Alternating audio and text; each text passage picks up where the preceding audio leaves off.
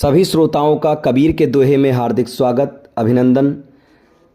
साहब कबीर जी कहते हैं कि अति का भला न बरसना, अति की भली न धूप, अति का भला न बोलना, अति की भली न चूप।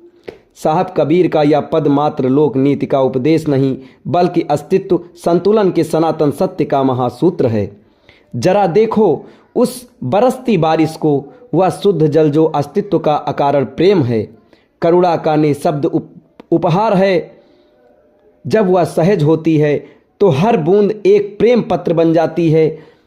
धरती तृप्त होती है, बीज जागते हैं और मरुस्थल भी प्रेम में पड़कर मुस्कुरा उठता है। यह है संतुलन की मिठास। परंतु जब यही बारिश अपनी सीमा भूल जाए, जब यह अति हो जाता है, तो वही अमृत विषाक्त हो जाता है। तब जल सींचता नहीं, वह डुबो देता है। पोषण करने वाली धारा अब विनाश का महासागर है। क्या तुमने देखा, जो जीवन था वह मृत्यु बन गया, क्योंकि अति में सब कुछ बदल जाता है।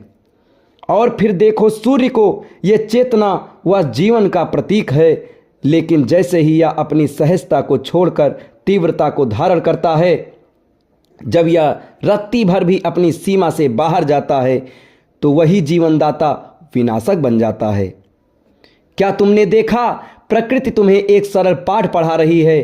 कोई भी गुण स्वयं में ना तो शुभ है और ना ही अशुभ। उसका मूल्य केवल उसकी मात्रा में है, उसकी ठीक ठीक उपस्थिति में है। और इस विराट ब्रह्मांड में गूंज रहे इस महासूत्र को देखो। पृथ्वी ये कोई साधारण ग्रह नहीं है, ये ब्रह्मांड की महान कविता है, ब्रह्मांड की एक दिव्य संतुलन। यह ना तो सूर्य के इतनी पास है कि जलकर राख हो जाए, और ना ही इतनी दूर है कि ठंड व अंधेरे में जम जाए।